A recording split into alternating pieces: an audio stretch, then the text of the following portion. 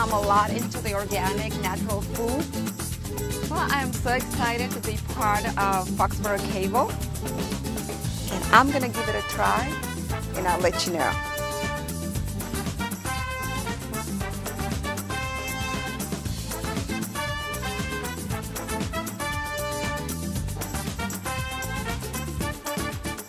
Welcome back to another episode of Cook with Iris. I'm so glad that you are here to cook with me, and we're gonna prepare a delicious soft taco. In the spirit of spring, I decided to use a lot of the fresh vegetables that soon you're gonna be harvesting in your personal garden. So I prepare already Pico De Gallo, very simple, which you're gonna use onions, peppers, cilantro, parsley, and then I'm gonna tell you about all the other seasonings that we're gonna make this dish taste delicious. I'm also gonna make some steak. Summer is right around the corner. So here we have a beautiful steak, a sirloin steak that I'm going to make, and we're going to talk about red meats and what you should be looking for when you go to your local grocery store. This is gonna be very important, so don't miss this. I have a couple of tips for you to ask your butcher at the grocery store, how is your meat being processed? Very important. I'm also gonna make some homemade corn tortillas. Very simple, don't panic, I got you. I'm gonna show you how to make it. Now, you can go ahead and buy it at the grocery store. Obviously, it's the most convenient way to do it. But if you have some extra time, why not? Very simple, 3 ingredients: corn flour, salt, and water. Ready? Let's do it. So first, we're going to season our meat.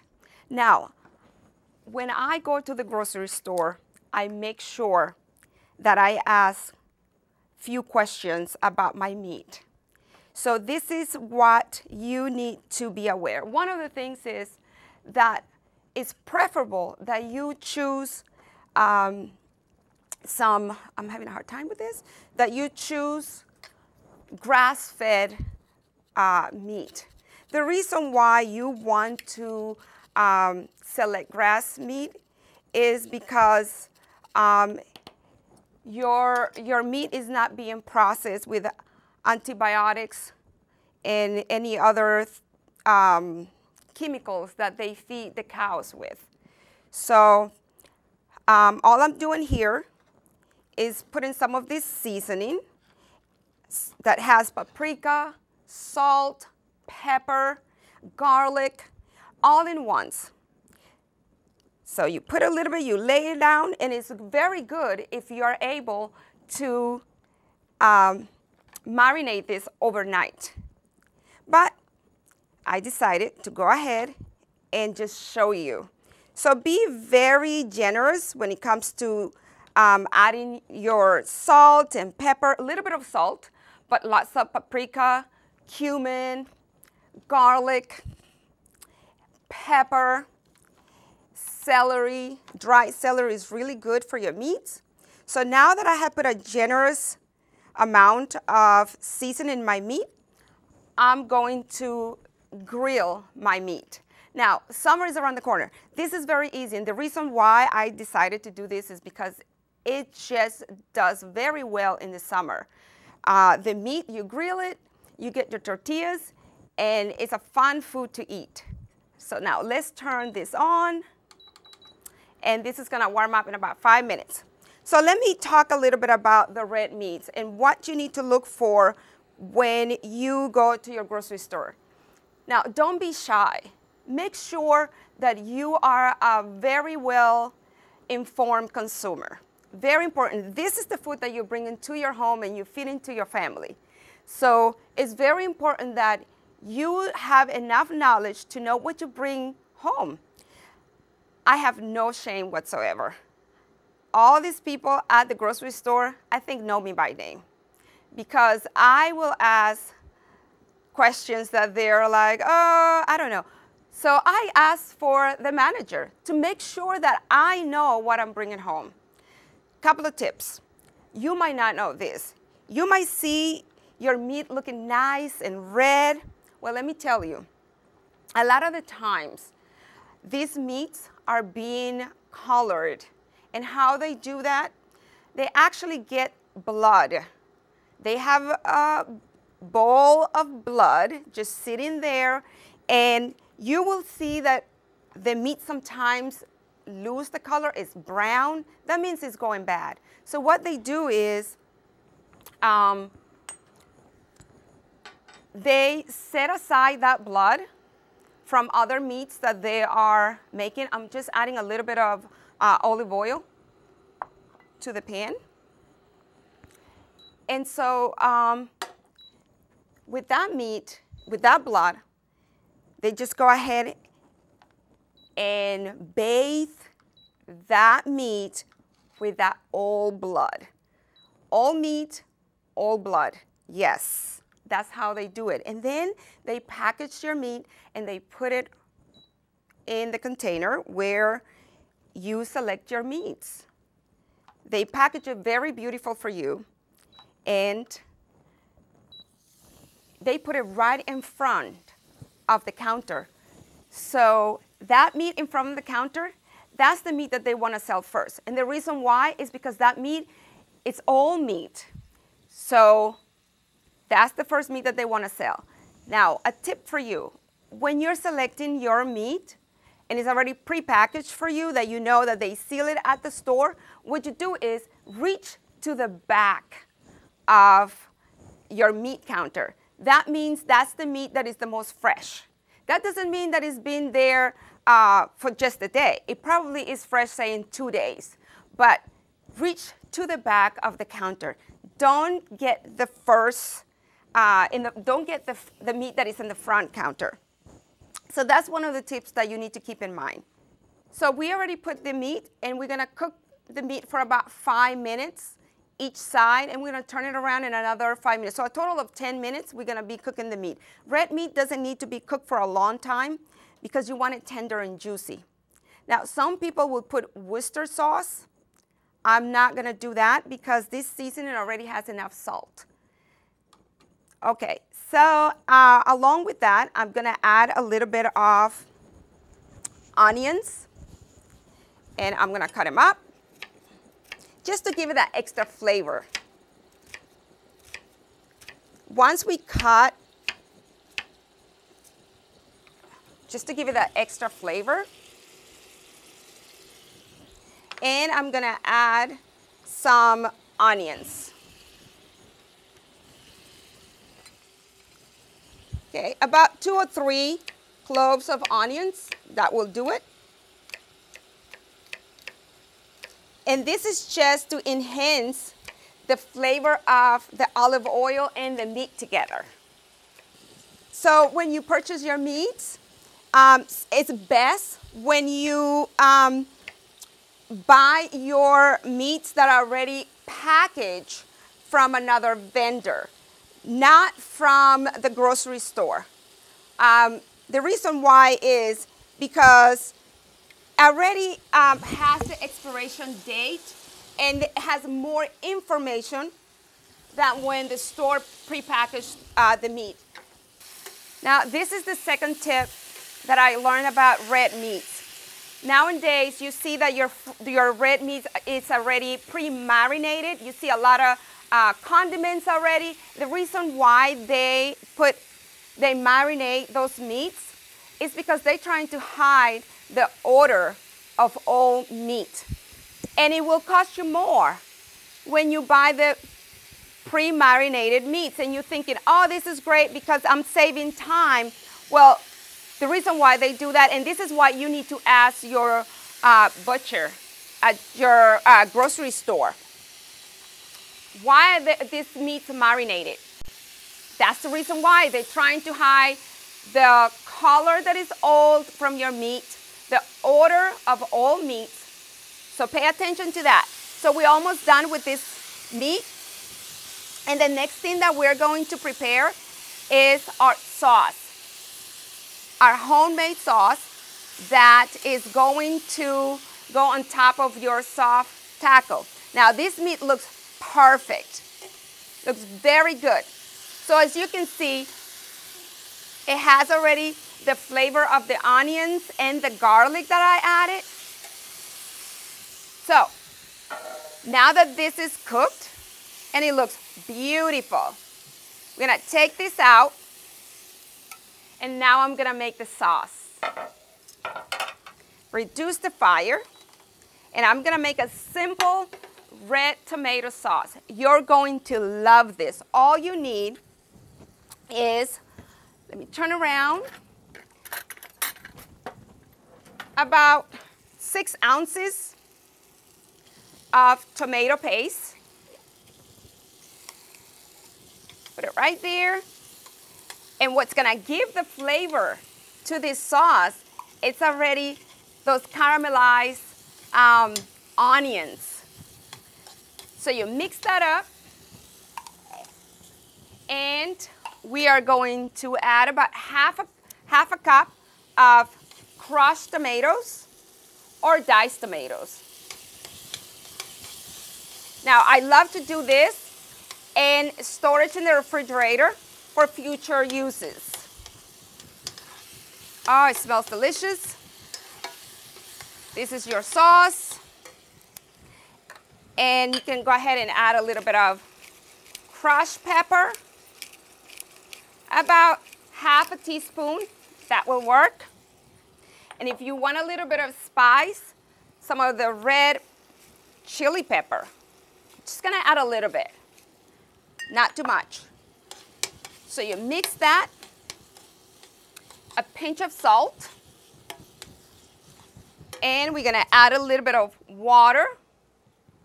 And the consistency of your sauce, if you want it really thick, then you keep adding a little bit more water, and you cook that until all the flavors come together. So I'm gonna leave it on. You get your nice tomatoes that are gonna be so in this summer. So go ahead and use your crushed tomatoes, fresh, preferable. And I'm gonna add a little bit of parsley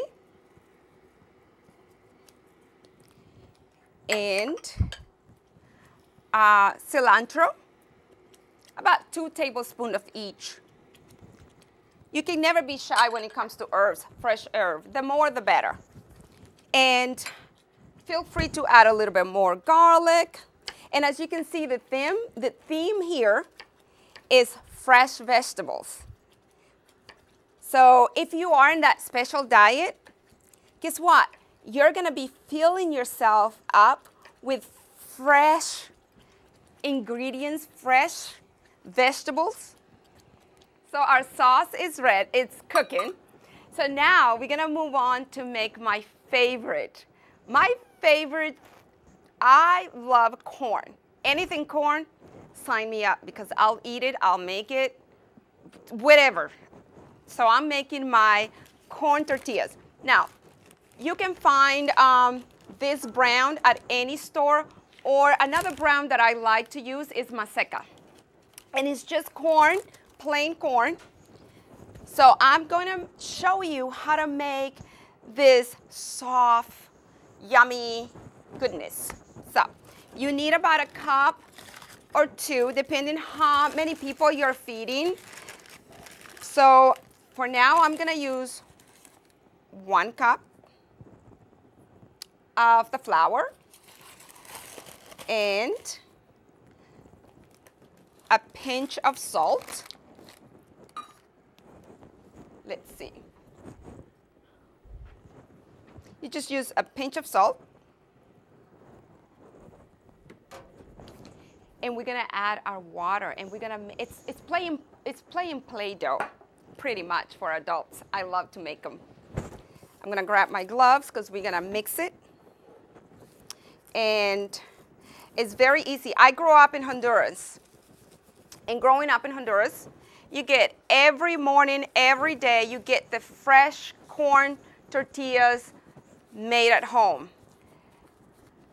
My people go and grab the corn, bring it to the mill, grind it, and make this beautiful fresh flour. Now, since we're not back home in Honduras, we'll just use the one that we got at the grocery store. So all you do is mix the water, the salt, and you bring the flour to a nice consistency that is not too sticky, because you want to be able to make a little ball the size of a kiwi, and then we're gonna make the tortillas. You don't want it to be, right now it's very sticky, so I'm going to add a little bit more flour until I get that texture that is not too hard, but just moldable, just enough to make that that little ball be flexible to turn into a tortilla. This is really good. And if it gets too hard, that means you need to add a little bit more water. I'm making a mess here because these gloves are too big. Okay, I think I got it. I think I got a good texture on this. Another thing that you can make with this tortilla, with this corn flour, is stuff them with cheese. My kids love them. We call them pupusas, because you put a little bit of feta cheese. Oh, this is beautiful. You put feta cheese and that Mexican cheese. Look, this is perfect. So now that I got this flour to that nice texture, I feel like I'm playing Play-Doh here, which is good. It's relaxing. You can pound on this. All right, let's make our tortilla. And I made a little bit of a mess, so let's clean this up. And I got a couple of gadgets here that are very useful if you're gonna make this, this dish, which is a tortilla maker. If you don't have this, that's okay. You can use a plate, and I'll show you how to do it. And you also need a nice cast iron kind of grill. And here we go. So what you do is make a little ball, and probably the size of a kiwi will work.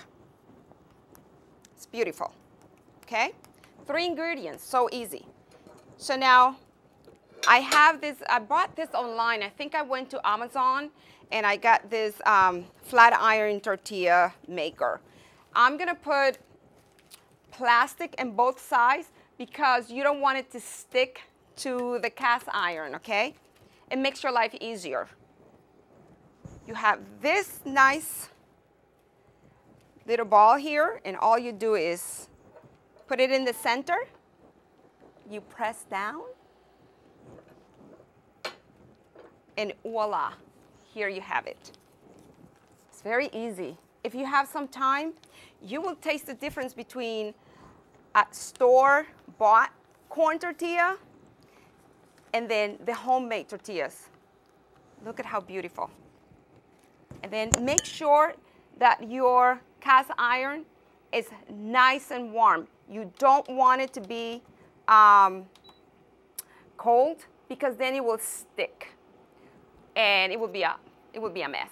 We don't want a mess.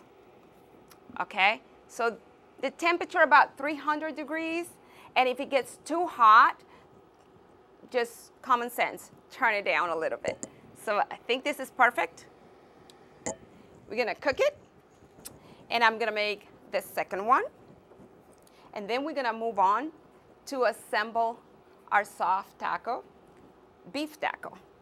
And I love tacos because tacos are very flexible. You can make fish tacos, chicken tacos, and for breakfast, my kids love the burrito with this corn tortillas.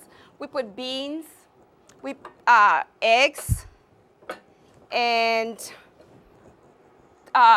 bacon, and it just goes on and on how many types of yummy tacos you can make. So this looks good. So after a minute or so, you turned your tortilla, and it takes about a minute to cook.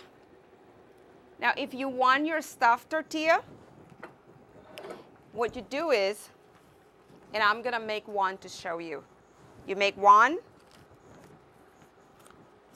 and then you're gonna make another one, and then you're gonna stuff it with your favorite cheese, and then you cook it the same way that we did the first one, okay? So I give it a little press because we want this tortilla to make sure that it's cooking the inside, it's not mushy. So you give it a little press and it will rise. Once it rises, then you know it's done. So let's give it another minute. Now, while this is cooking, we're gonna move on to the Pico De Gallo. Very simple, few ingredients that you need, fresh ingredients, and you will be all set. So what I have here that I made this Pico De Gallo, I added corn, a little bit of cilantro, parsley, fresh peppers, and beans. I didn't add tomatoes to this recipe. It's just these ingredients that you see: onion, corn, celery, cilantro, parsley, and fresh peppers. Now the key to this flavorful recipe, this bean Pico De Gallo recipe, is that you use apple cider vinegar, about 4 tablespoons of apple cider vinegar. Same with fresh lime. You use about 4 tablespoons, and then I added simply pepper and salt. A little bit of oil, about half a teaspoon to, you add olive oil, about 4 tablespoons also of olive oil. You mix it, and really, this is really, really good. Very tasty. You have the protein with the beans, and as you can see, this meal is fat-free. You have your protein, gluten-free, and tastes delicious, and very little fat in it. So this is ready. It's beautiful. Okay? We're gonna make one more, and now we're ready to assemble our food. Cut this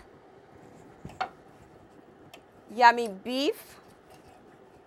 And now if you like it medium rare, perfect, because it's tender. Okay? Or you can do, you can kind of pull the steak. You can do that. Okay? So you grab your tortilla and you add your steak with the onions. It's just really good. Okay. You add your Pico De Gallo.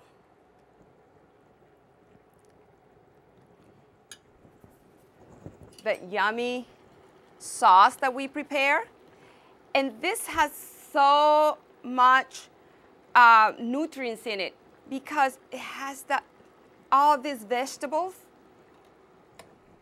that are so good for you. I'm gonna add a little bit more of meat. And I made it medium rare.